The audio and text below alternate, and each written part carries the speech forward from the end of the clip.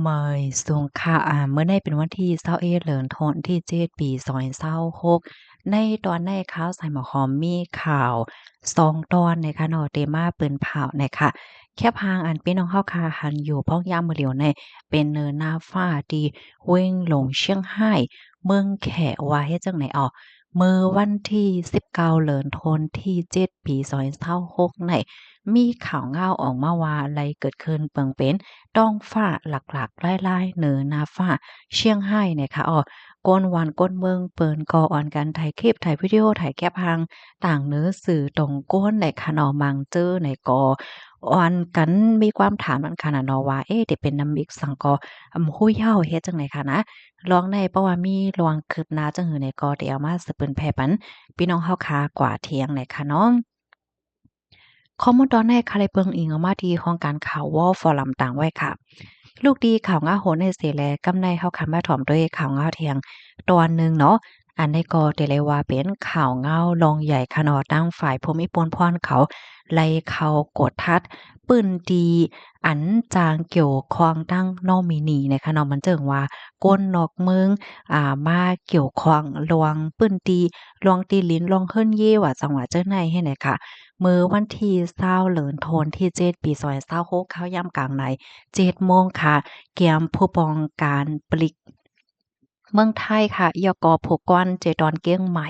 เจ้าหน้าที่ฝ่ายเกี่ยวข้องหลายๆโครงการค่ะร่วมกันเสียวก็ลงพื้นที่กวดทัดเครือข่ายจุ้มแนงสารนอมินีนอกเมืองเฟส5ในเปิดตากวาดล้างลวงตีอันเอาพี่น้องคนไทยมายิบคุณแต้นก้นดอกเมืองว่าเฮ็ดจั่งใดค่ะนะในวันมื้อวานในเนาะตั้งฝ่ายภูมิพลพรเขาก็หลายฝ่ายหั้นนะบ่ได้เป็นฝ่ายปลีกฝ่ายครอบงำฝ่ายการค้าการขายฝ่ายตีลิ้นฝ่ายขวัญอะไรจั่งใดอะค่ะร่วมกันกวดทัดด้วยคอมมานีอันลงเซ็นสายไม้ในพื้นที่เวยงเก้งใหม่แน่ทั้งหมดเนี่ยก็ได้มีอยู่33,000เฮง1ปาก75คอมมานี ครบถ้วนพันก้นอันยิบคูณอันเป็นก้นน้องเมืองใน4เฮง7ปากเศษ11คอมมานีค่ะปยกครบถ้วนพันโตก้นอันเขาเรียบได้เป็นนอมินีให้ในห้ำใน1เฮง5ปาก91ก็เฮ็ดจังได๋อ้อกำในภูมิพลพรเขาก็ทาดด้วยลองตั้งลายหัวย้อยย่ำมันเหี่ยวก็ครบถ้วนพันกลุ่มครบถ้วนพันจุ่มอันคอมมานีอันที่ทางเทิมได้31คอมมานีเฮ็ดจังได๋ค่ะ มันได้เป็นคอมพานีอันเอาพี่น้องก้นไทยยิบคุณแหน่16คอมพานีแล้วก็คอมมิวนิตีอันก้นนอกเมืองเขายิบคุณในป่วนโหปากไหล50%ปยกก้มกำตีเรียนอยู่หมวก15คอมพานีไหลเจ้าไหนอะค่ะ กดท่าเทียวก็ไล่ฮู้ว่าตั้งนำตีลิ้นในนะตีลิ้นในเฮิรนเนี่ยสังเกตจังเนี้ยเนาะก็ได้มีอยู่หมวกเศร้าเกาแป้งค่ะปื้นตีตั้งกว้างในหมวกเศร้าไห้1งาน69.5ตารางวาเพราะว่ามานับส่วนกาขันเงินทั้งหมดก็ได้ตกอยู่หมวก2ปาก33ล้านบาทจังไหนอ้อกำในตั้งฝ่ายภูมิพลพรเขาในก็ไล่เก็บหอมตอมจู้ข้อมูลสักเสหลักฐานมันเหี่ยวก็ ไล่คู่ว่าอันเป็นอัมมูใน31อัมมูก้นอันเกี่ยวข้องในซ้ำ74เกาะในนั้นก็ได้มีพี่น้องคนไทยพี่น้องคนเมืองโฮมตมคนอินเดียคนอังกฤษและคนแขจังไหนอ้อมื้อเหลียวในอันติ่งยอบก้มโตและยาวในมีอยู่8เกาะใน8เกาะนั้นได้มีคนไทย1เกาะคนแข2เกาะอินเดีย2เกาะคนเมืองโฮมตม3เกาะจังไหนอ้อ ตั้งฝ่ายภูมิพลพรเขากดทัดอันเป็นหมู่วานฮังเลคึกเคียมตีหนึ่งในเจ้าเวียงสารพีค่ะตีนั้นนั่นค่ะก็มีคนเปิ้นฮ้องว่าจังหะ4ตีค่ะเนาะเปิ้นตี4ตีอันลีทางเทิมมันจังหนังว่าเป็นนอมินีเอาชื่อพี่น้องคนไทยเหี่ยวก็มาออกเหี่ยวก็เปิดตาเป็นเจ้าเฮิรนว่าเจ้าติลีนว่าจังหวะจังได๋เหี่ยวก็โฮบโทผ่านโพจ่ายไทยก่อนหนึ่งค่ะ อันในถุงยาก้มขังโตไว้อยู่ที่คอขังเว้งเก้งใหม่เจเมื่อปี2021เนาะปีพุทธศักราช64เฮ็ดจังเนี้ยนะก้วยกะว่าห่ำโฮบทบหันจืออันเป็นก้นยิบคุ้นใน7คอมมานีว่ะยก็เป็นกรรมการ1คอมมานีเฮ็ดจังได๋วะแน่ มั่นใจเนี่ยก็ยืนยันว่าเมื่อวานตั้งแน่ยามเอาไว้กับโตและตั้งไว้หม่งหอเฮิรนเนี่ยค่ะปันดีก้นอันเปิ้นว่าโจลงทุนลงทุนเฮ็ดจังเนี่ยนะก้วยกายามไลรับผ่อนตอบแทนอีหังแลฮู้ว่าย่าเพิ่นเอาจื้อแน่กว่าลงเซ็นสายไม้คอมมานีว่าสังว่าจังไหนให้ไหนเอานอกเหลือเสียนั้นก็ยังครบทุกพันกวนไทยแทง2ก็อันนี้ก็ลัดว่า ยามฮู้ว่าโตเจ้าเก่านั่นมีชื่อเป็นก้นยิบโคนคอมมานีอยู่ได้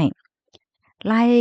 ย่อก็แทงไล่แทงก้อนหนึ่งยอมรับว่าเมื่อวานตั้งในขน้อยก็ยามรับจางเหมือนจังว่าเหมียงเปิ้นใจเพิ่นเล็กเพิ่นล่าเหี่ยวก็ลงลายมือเกี่ยวกับไว้ลองตีลินว่าสังว่าเฮ็ดจังไหนรายการจางหนึ่งปอกไหลในจะเทียงวัดเที่ยง ยังกองอันนี้ทางเทอมนั้นซ้ำไหนเขามีลองส่งเพิ่นลิกเพิ่นลายส่งไว้กับโตหม่องหอเฮิรนเนี่ยปันติโปเลี้ยงนายจางก้นดอกเมืองเปิดาคับเคิงรองวัดรองไหวให้เนี่ยนะข้าวยำสืบมาก็เหมือนจังว่าเปิ้นเอาจื้อเขาแน่กว่าใจเลยดีฮู้โตเฮ็ดจังไหนอ้อตั้งฝ่ายผู้มีพลพรเขาก็ยืนยันว่าเตเตอร์ควักกดท่าถาก้นตีอันเกี่ยวคองก้นอันกำเถียมกดอันและรับพรปังพรหลีมันจังไหนแทง สืบกว่าเฮ็ดจังเนี้ยค่ะปยกเตกวาดล่างอันเป็นนอมินีในเจตวันเปิ้นตีก้นแอวก้นแหล่ปัดเปิ้นโตเมืองให้แหนอพี่น้องเฮาข้อมูลตอนนี้ก็คาเลยเป็นมาที่ห้องการข่าวคนล้านนาต่างไว้เนี่ยค่ะพี่น้องเฮาเขาถอมข่าวโหในยาวหันถึงจึงหือพองเลยค่ะเนาะเพราะว่าเฮาค่ะถอมข่าวโหในก็คุกใจไล่อันก้นที่อันเปิ้นมาเจาะหยักโฆษณาขายติลินขายเคินเฮ็ดจังเนี้ย พี่น้องเฮาเขาจ้องต้องเลยค่ะยังแต่มีพี่น้องเฮาค่ะบางก้อนยังย่ามโหค่ะเนาะมืออ่อนตั้งค่ะเนาะมือหลายๆปีที่ผ่านมาเนี่ยบ่ถึงซังเมื่อปีกายปีอ่อนก็ยังมีค่ะนะที่อันเปิ้นมาจ้องอยากโฆษณาถ่ายห้างเฮิรนของห้างหลีห้างงามเนาะเฮิรนคึกๆเคียมๆเนี่ยว่าผู้ใดไผสนใจใครซื้อเฮิรนว่า มีวัดไว้ไทยก็เป็นทั้งซื้อไลอ้อตั้งไฟคอมเมนต์นี้ในแต่คับเคืองปันค่าว่าสังว่าเฮ็ดจังเนี้ยเนาะจ่องพี่น้องเขาวอนว่าจ่องที่มีคนบางก้อนที่อยู่เหี่ยวก็กว่าซื้อเตก็หัวว่าเนาะอืมกำไรเพราะว่ามันเป็นเฮ็ดได้มายาวห่ำเตหือค่ะล่ะในเนาะก้นซื้ออันใดซื้อเฮือนซื้อเย่กว่ายาวห่ำเตสือเฮ็ดหือกว่าแทงหลานในอันนี้ก็เป็นรองดีอันหลีว่อนอยู่เฮ็ดจังเนี้ยนำ บางก้อนในเปิ้นก็ขายกูเจอกูลวงค่ะเนาะเปิดตาเตมาซื้อเฮือนว่าฮั่งว่าเฮ็ดจั่งใดค่ะอิงเนื้อข่าวเงาอันในแหวก็เฮาคาไลตอนสอนจังหื้อไหนเมื่อว่าได้ซื้อดินเหลนซื้อเฮือนไหนแน่เพราะว่าวัดไหวเฮาคาเต็มร้อยค่ะเนาะวัดไหวเฮาค่ะมีศูนย์โฮปากเต็มนั้นก็ก้นจำใจเฮามีวัดไหวโฮปากเต็มไหนนั้นแต่ก็หลีฟางได้แต่เฮ็ดจั่งเนี้ยเนาะพี่น้องเนาะอ๋อค่ะรับถอมยามหันถึงจังหื้อในก็ปันตาหันถึงมาเลยค่ะอ๋อ ยินจมค่ะเมยทรงค่ะ